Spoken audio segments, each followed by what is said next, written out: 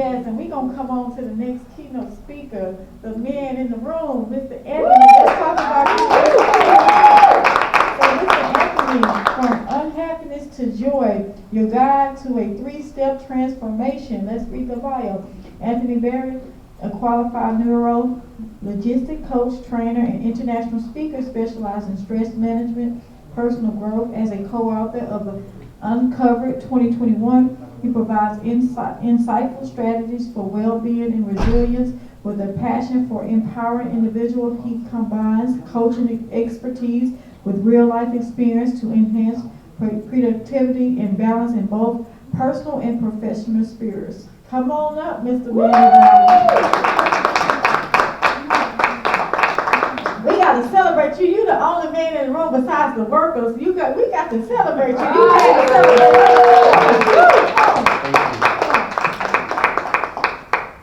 Hello everyone, I'm very pleased to be here amongst such distinguished speakers. It's felt like a university being here and all the wonderful award winners and high achievers in different fields. My topic today is about going from happiness to joy, a guide to a 3-step process. Unfortunately, the guide will not ever stop you from ever being unhappy, but it will shorten the journey, because if you're going through hell, do it quickly. Now, as a man, I cannot say I understand how a woman thinks, and any man who thinks they understand how a woman thinks is deluding themselves. But if I was in your position, I think you want to know, why am I here?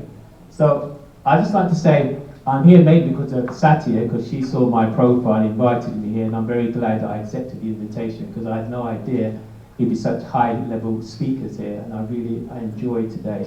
But God has put women a lot in my life and opened doors to me, mainly through women, and helped me in many ways. And I remember when I was working in local government, and I've been asked to set up a black workers group to help overcome certain, but everyone's like a token group. I had a higher vision. So I set this group up, met some very influential people, and we set up a program to accelerate the career development of black people. A lot of women benefited from it.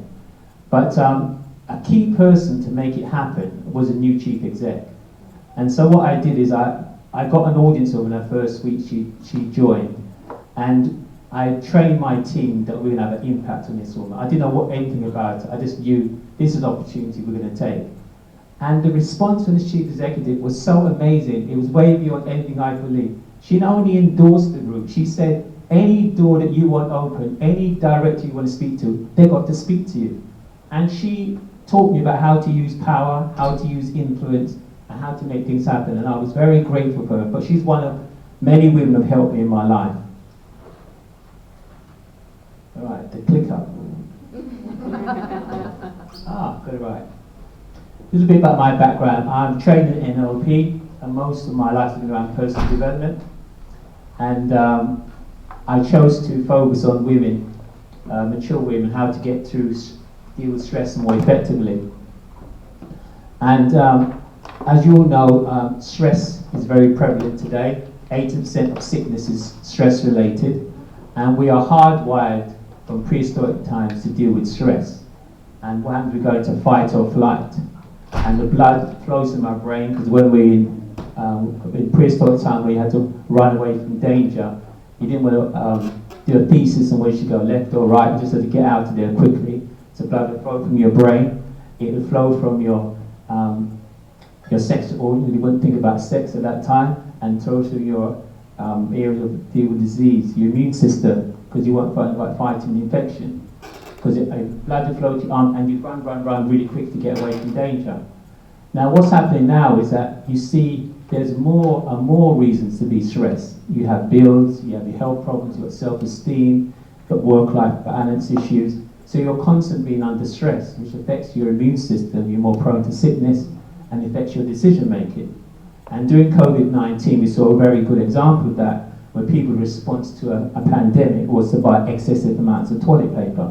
And yet to see any medical science papers that said that having copious amount of toilet paper will defend you from a virus. But that's what happens when you stop thinking clearly.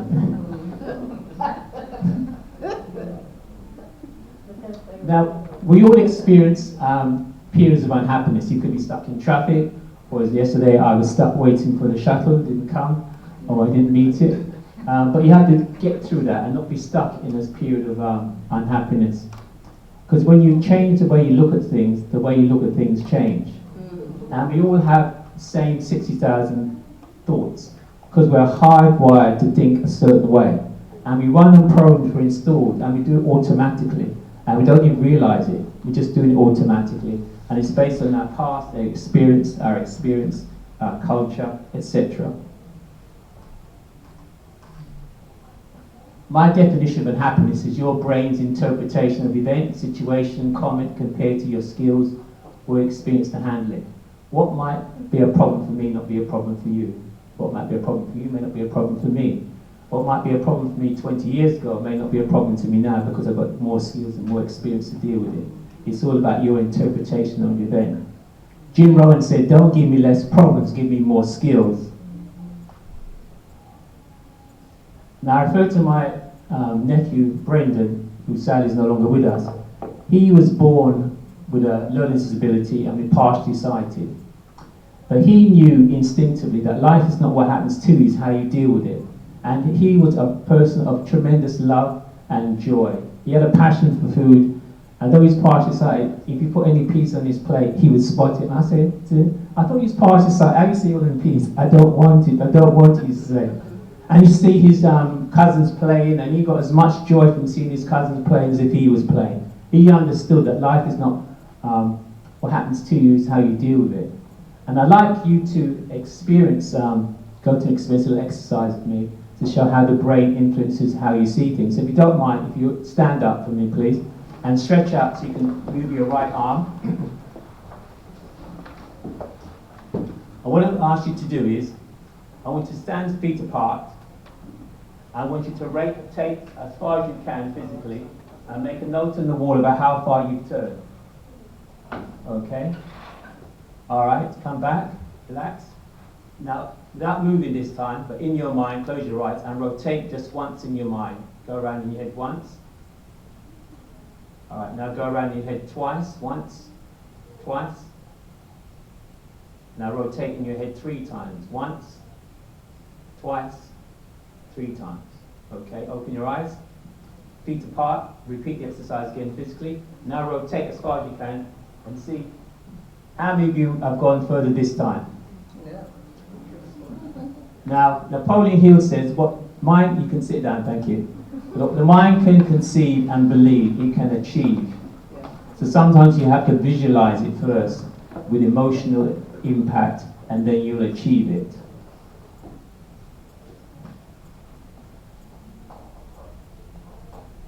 Now, human beings have the capacity to train their brain to react in a program way. It's important to know when you feel unhappy or pain, you should acknowledge it. Acknowledgement starts making the change to become happy.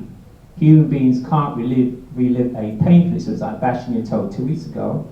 However, when it comes to emotional issues, we have the ability to relive that experience and even embellish it. So I'll give you an example. You might have a dispute with your spouse. Your spouse might say to your spouse, would you mind taking out the rubbish? Or might doing this to me? And your spouse says, not now, love, I'll do it in a minute.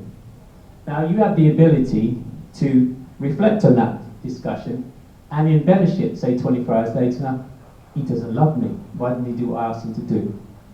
And then you can go further, another 48 hours, and it becomes, he doesn't love me. And you basically feel that I'm now unlovable. This is all the trick of the mind. This is the goal capacity to relive a situation, put a different interpretation of it than maybe was not there in the beginning. And I came across this 3-step process by a guy called Mo Goldant, an engineer and a happiness coach. He shared the lessons he learned about happiness following the tragic loss of his son. His engineering background involved measuring everything and creating flowcharts, has allowed him to develop a simple process for transition from unhappiness to happiness in about 7 seconds. Now, initially, you won't do it in 7 seconds. You're going to have to practice it. So I just want to run through, because I have a longer experience in personal development. I do it as a professional coach. And the situation I was in 20 years ago, which I instinctively used this process, and I kind of re-engineered what I did to see how this process works. And the first step in the process is when you're feeling unhappy is, what is the evidence that there is a problem? Because sometimes we imagine things, 90% of what we imagine is not real. So what is the evidence of the problem? In my case, I was diagnosed with high blood sugar. My blood sugar reading was at 15, supposed to be 5.6. So it was a clear evidence there was a problem. So the second stage in the flowchart is, if it's true, what can I do about it in spite of its presence? Maybe it's something you cannot control, but you still got to deal with it, whether it be the economy, life, relationship, something's happened. So I decided I was going to get my blood sugar back to normal. And I did my research about how to do it, and I realized that the traditional medical way of taking metformin doesn't really work, because all you end up doing is taking more and more metformin, and then you end up on insulin. So that was not a route I wanted to go to. And so I've been researching all different healthy ways to change my lifestyle to get my sugar level down, and it's almost back down to normal now. And I decided to write a book about what I learned about all the practice I had to involve to do that. So that was my response, and that's a choice you all have to make when you're in adversity. How do you deal with it? You can wallow in misery, or you can get on with it. The third step, which is probably the most challenging bit, is to make an agreement with your brain, because you are not your thoughts. Some people go as far as to name your brain a different name. And to give an example of how I know from personal experience that you know your brain, about 6 years ago I was suffering from pneumonia, and for about 4 months I was coughing every 2 minutes. And I was at the dinner table one time, and when you have got pneumonia, your breathing is restricted. So I was able to cough, breathe, and eat. But when my partner at the time, now my ex, made a joke, I realized I couldn't cough, breathe, eat, and laugh, and the food got stuck in my throat. So I got to try and relieve the thing of my food in my throat. And I'm not sure what the medical term was for it, but I actually went in a state where my thinking was somewhere up here, and I'm looking down at my physical body, choking, thinking, who is this person choking? I'm not sure what that state is, but I was above my head, looking down at myself. And so, eventually, I lost consciousness and I fell backwards on the coffee table. And the pain, I'll never forget the pain, hit my rib. I thought I broke a rib. So I went to the hospital, wanting an x-ray my rib. They kept checking my heart. They checked it 4 times, because apparently, although, thanks be to God, I've got a healthy heart, stronger heart, I have an abnormal heart rhythm. And they kept checking to see, was there a problem, was it just me? And they really, just me, but abnormal heart rhythm. So, thanks be to God. And so, when you realize you're not your thoughts, you can make an agreement. And so for me now, there was no point me beating myself up about the fact that I ate so much chocolate. When my children were young, and it came to Easter, I'd eat more of their Easter eggs than they did, because I love chocolate more than they did. And all the sugar. And the fact I used to eat rice a lot, and rice is something which is, I'd eat 8 days a week if I had the chance. And I used to eat late, so I had a lot of bad habits which contributed to me getting diabetes. I don't have the body type to have diabetes, my habits weren't good. So the problem comes that you can control your thoughts if you're determined to. You have a choice to swim in blessings or drown in complaints. We don't live life, we live life based on what we focus on. And what you focus on grows. So we have to make a decision every day. My mentor used to say to me, you have to insulate your mind from life's negativities. So what I invite you to do later on is to choose a major area of stress in your life. It could be relationship, it could be work, it could be your health, whatever's caused you the most stress. And apply this process, which is to first identify, is there a problem? Second, decide what you can do about it in spite of its presence. And third, to choose only to allow a useful or happy thought, because there's no point beating yourself about it. Now, rewiring the brain is not that easy, because we all take time to develop our thinking, and they say that by the time you're 7, they can predict what your outcome is going to be in your life, because you've been hardwired to think a certain way, and it controls your outcome. So, the best time to change the way you think is early in the morning, when you're still half asleep. You can intercept the brain's thinking easier the first 20 minutes. Very, very valuable time. Whether you use prayer, you use meditation, you chanting, whether it works for meditation, whether that works for you. First 20 minutes in the morning, or just before you go to bed. But you can't do it just 1 or 2 days. You have to do it consistently, at minimum 28 days to change a habit. They used to say that your brain is already formed by the time you're in your early 20s. They now realize that the brain elasticity, neural elasticity, can be developed with effort. You can change the software, you can change the way you think, but you have to do it consistently and persistently. My coach once told me about this method which I call the triple S, which is silence, stillness and solitude. So he was in a situation where, very young, he was successful. He had 7 motorcycle shops. And what happened was, after he got all his sales, he went and had a high life, drinking and partying, and he realized he had no money to replenish the stock in his shops. So he came across this method for about 20 minutes every day. He just sit in silence and let his mind just open up to possibly how he could solve this problem. And after about 3 or 4 days, an idea came to him. He'd put an advert out where he would say to the people, you can come and sell your motorcycle in my shop. You don't have to pay money, just give me a commission from the sales. So from that idea, he filled his 7 shops without having to pay any money out of the stock. The power of SSS. But now a lot of you have gone to events before, and you've heard great ideas, and maybe you've implemented some of them, or you may not, you do it consistently implementing it. And the reason is, if you haven't done what you know you need to do in the past, and 80% of what you need to do you already know, the question is something stopping you? The main reason is your why. You need to have a powerful why. My reason for changing my lifestyle was because I made a decision early on to live to be 100. And I wasn't healthy mind and body. My parents are in their 90s. My mum will be 90 this month. And on my mum's side, they live long. But I want to live long and have a sound mind and body. So I make decisions which are focused on my health. And I spend a lot of money and time on it. The question is, what is your motivation? And I give a story about a guru. A man went to a guru, and he said to the guru, I want to be successful. The guru said, okay, come and meet me on the beach. So the man got dressed up in his suit, ready to impress. And then to his surprise, the guru was in the sea. So what's he doing in the sea? So the man said, come to me in the sea. And he was a bit reluctant, but still suited and booted. So he came to meet him in the sea, and as he got in it, he ducked the man under the water and held him down. And he was trying to breathe, and he said, he let him up again.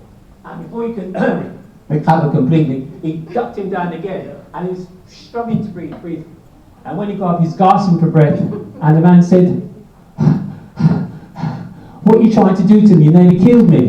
And the man said, when you want to succeed as bad as you wanted to breathe, you will be a major success. Wow. You need to find your why that's as powerful as your desire to breathe, and nothing will stop you.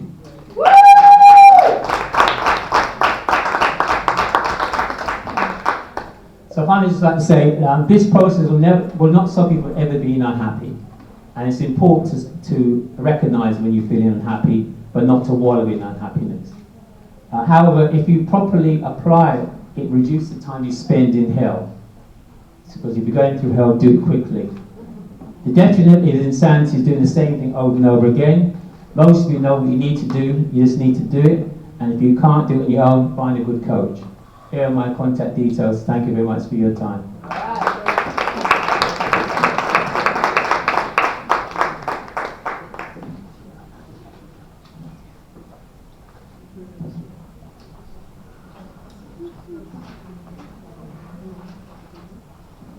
Thank you so much, Mr. Anthony Berry. Do anybody have any questions for him? Anybody?